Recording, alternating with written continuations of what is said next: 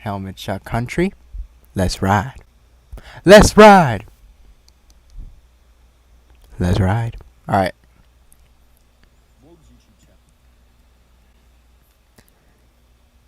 So,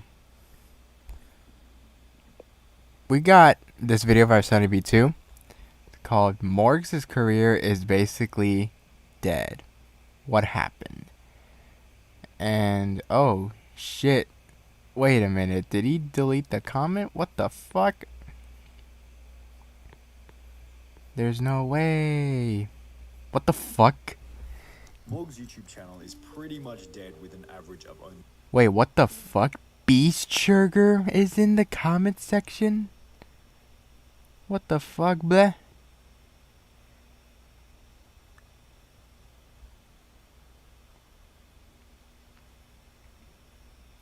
Dude, I know I saw Morgz in this comment section earlier. Did he delete the comment?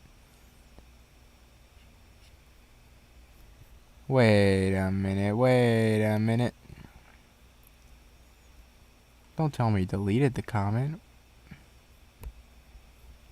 Probably did, dude. Alright, well, we got Morgz. Why Morgz' career is dead. Let's go over it. Oh, shit. per month, and the first reason for the death of his channel is simply that his audience got older. Back in 2019, when Morgz was gaining an average of 100 million views per month, it was accepted as commonplace on YouTube, Reddit and Twitter that Morgz' audience was made up primarily of children. Morgz contain your children. Now, it's hardly surprising that this ended up being the case, as when Morgz first began his channel back in 2014, he was a 13-year-old child himself. Hey guys, Morgan here, and today we have a Q&A because we just hit 1k subs. The gaming content he began to produce Do you guys want me to do a Q&A when I hit 1,000 subs? in combination with his own young age wasn't going to appeal to anyone besides other youngsters, which That was should be. solidified to some extent in a video back in 2015 called Reacting to Hate Comments, during which he'd complain about 6-year-olds hating on his Is that Morgz? videos. I swear every YouTuber has received one of these comments from people who look about 6, calling you a kid. Luckily for Morgz, however, there's no shortage of kids watching YouTube, and just over a year after beginning his countless FIFA and Pokemon Go videos, he was already at 100,000 subscribers. Morgz, congratulations for surpassing 100,000 subscribers. Dude, wasn't like Morgz like one of the youngest YouTubers to like one of the first youngest YouTubers to hit 1 million subs? Wasn't like Morgz like was one of the youngest YouTubers to ever hit 1 million The subs? growth of his channel led to the introduction of his mother in a video titled Extreme Q&A with My Mum, My mum. I can't believe this is His mom. giving exposure to the now famous Jill Hudson, whilst Morgz continued to grow rapidly in the background. On the 1st of January 2016, Morgz had only 8,000 subscribers. However, by the end of the year, he had gained more than 1 million. Yet while this achievement was incredibly exciting, it would But he got so come excited. with one specific problem. The more loud, energetic, intense, crazy I was in the videos, that's kind of what Happy Hour provided the best results. podcast. And obviously my main goal, I need to pop I up. think pretty much I need to go on a podcast, you guys, you know? Would y'all invite me to a podcast if I ever had a chance? Gotta look at the podcast first to see what they even talk about. most YouTubers are, but like my main goal was always just to like grow my channel as big as it could be. As mentioned in the previous clip from the Happy Hour podcast, Morgz noticed that the more hyped and energetic he acted, the more views he received. His goal at the end of the day was to grow the channel as quickly In the as bed, possible. Morgan. So putting on this over-the-top persona became the new meta on his channel. He then began to mix this with challenge-style videos which were clearly targeted toward a younger audience, further cementing the idea that his viewers were nothing but children. Slime. However, his video style and persona weren't the only things that were changing in Morgz' life. Still, at the age of 15, Morgz would upload a video explaining that, as a result of spending so much time creating videos, his school attendance had declined dramatically, resulting in his teachers telling him that he needed to quit YouTube. The head teacher starts asking me if I would. Oh, I think I watched his documentary on... Yeah, I watched the Morgz documentary like last year. He said that he quit YouTube because he was like failing school and that like he had lack of attendance. And he chose to like drop out of school to make videos, even though like there was like a long ass risk? If I would quit YouTube or stop doing YouTube to focus on school. Morgz was therefore faced with a decision. He could either continue school or drop out at the age of 15 to pursue content creation, and a video titled "Why I Quit School Aged 15 to Do YouTube Full Time" gives us a pretty good idea about which option he would eventually choose. However, while leaving school at the age of 15 felt like the right decision to Morgz, others in the YouTube commentary space didn't feel the same way. A video uploaded by Muggy titled "Morgz is an idiot for dropping out of school" would go on to receive 1.25 million views by criticizing Morgz for believing his YouTube career would last forever. I can comfortably say that I want to spend the rest of my life doing YouTube. That's not gonna happen, sorry. It's just YouTube's not gonna exist for 60 more years. Yet this wasn't even the most significant thing to come out of this video. The impressive performance of 1.25 million views for what was a pretty basic commentary upload established that there was an audience for videos critical of Morgz. In light of this, Morgz became the punching bag for every commentary YouTuber from DJ Cook to Cody Ko. Oh yeah, I watched Cody Go. Someone tell me what the deal with Morgz is. I haven't watched any videos on him. I know that he's annoying. People have tweeted me before his videos being like, he's so annoying, you gotta do something. The Sidemen awarded Morgz the most punchable. You gotta do something. The Sidemen awarded. Wait, isn't that same award show where, I don't know, Randolph, like where KSI asked, who name a dead YouTube channel, and Randolph answered, Deji! And that started like Deji's whole schizo moment, and that started like KSI and Deji's beef. Isn't that same year though, 2018? I'm pretty sure.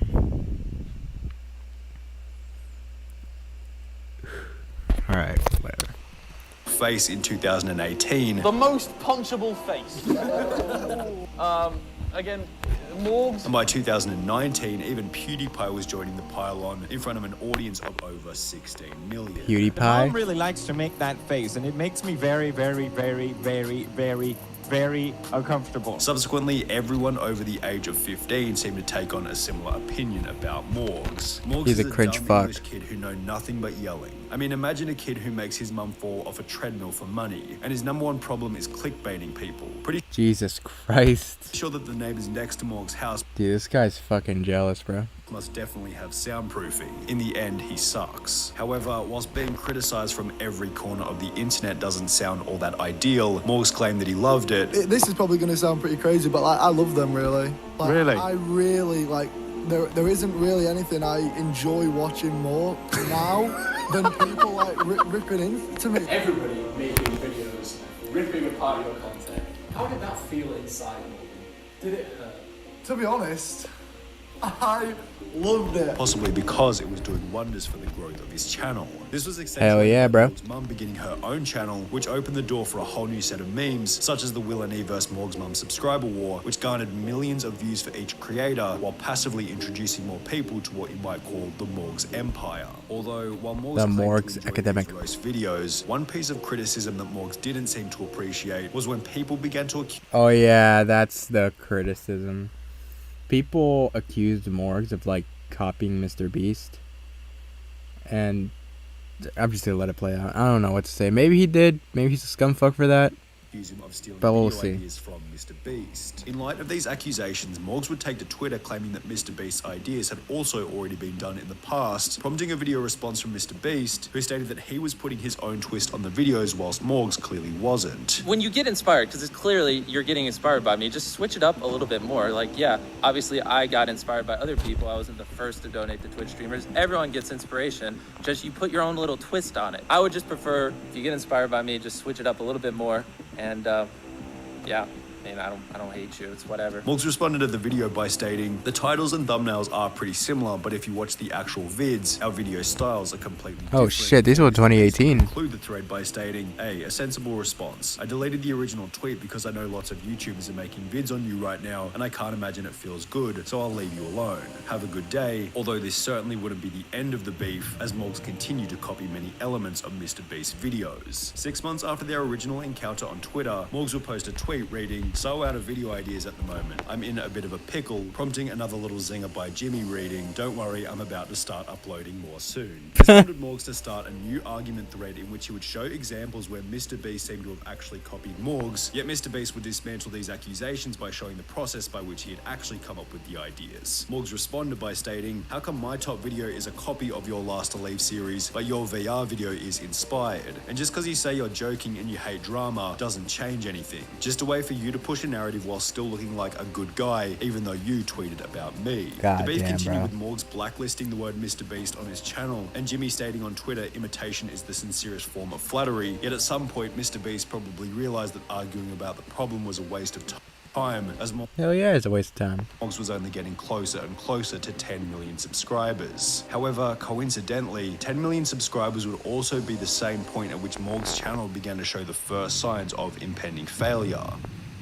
We mentioned in the beginning that the first reason behind this was that his audience had simply gotten older. However, it wasn't only the audience. 15-year-old Morgz and 20-year-old Morgz were two completely different people. Now, over the past few years, as I'm sure you know, I have changed a lot from when I first started. Oh, this is the one where he quit YouTube, or the one that he quits being like a cringe fuck.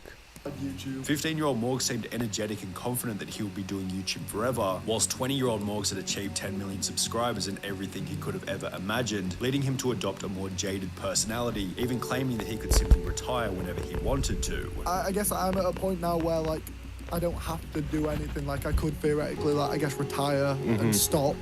But obviously, Retire at 19. Morgz, having achieved everything he ever wanted, also seemed to bring on this epiphany that maybe being this overly energetic entertainer for kids wasn't really who he truly wanted to be, stating that the overly energetic persona was draining as it lacked personability. a lot of my videos, anybody could, like, watch and laugh at, and they were just very easy to digest. There wasn't much, like, chatting to the camera. There wasn't much interacting with the audience. It drained you over time because, you know, it ends up with your videos just not being very personal.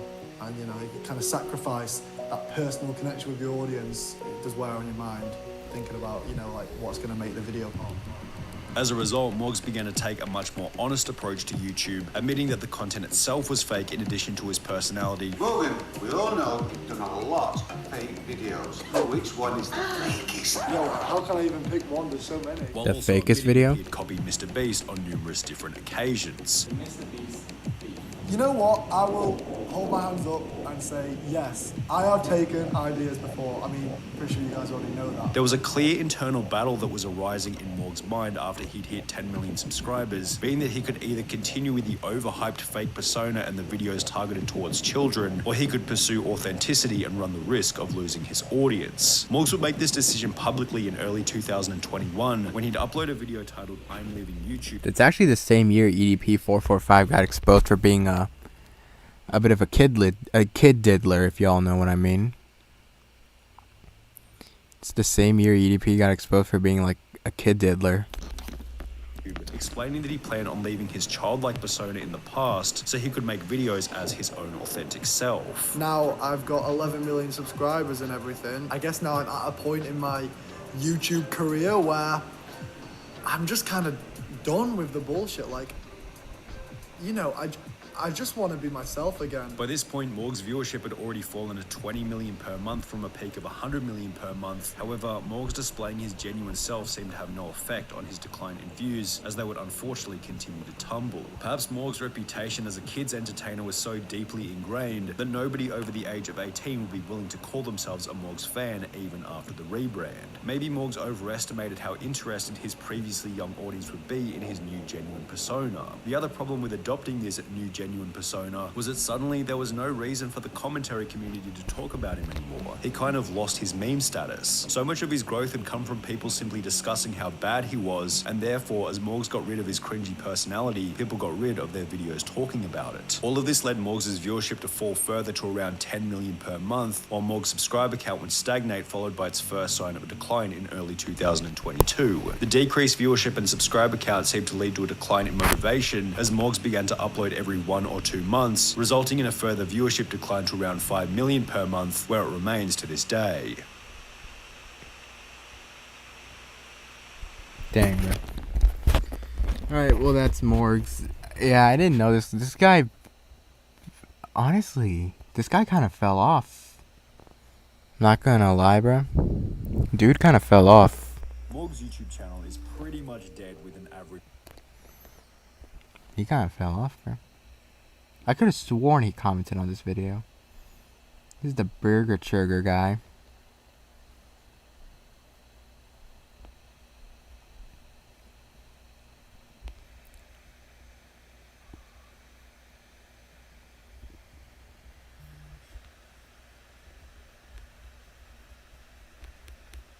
Alright.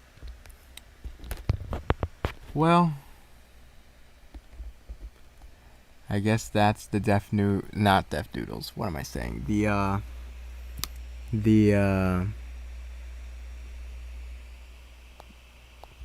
what the fuck's it called? The Morgz saga. Morgz is dead. He's probably not gonna come back to his authentic self. He's probably not gonna go back to the fame that he used to have. He's probably gonna his channel's probably gonna die soon. And I've actually watched Morgz since 2017, before like the whole cringe persona came. I actually watched his like videos frequently. I don't know, bro. It's crazy. What the fuck? Okay. I am going to kill myself. What the fuck is this?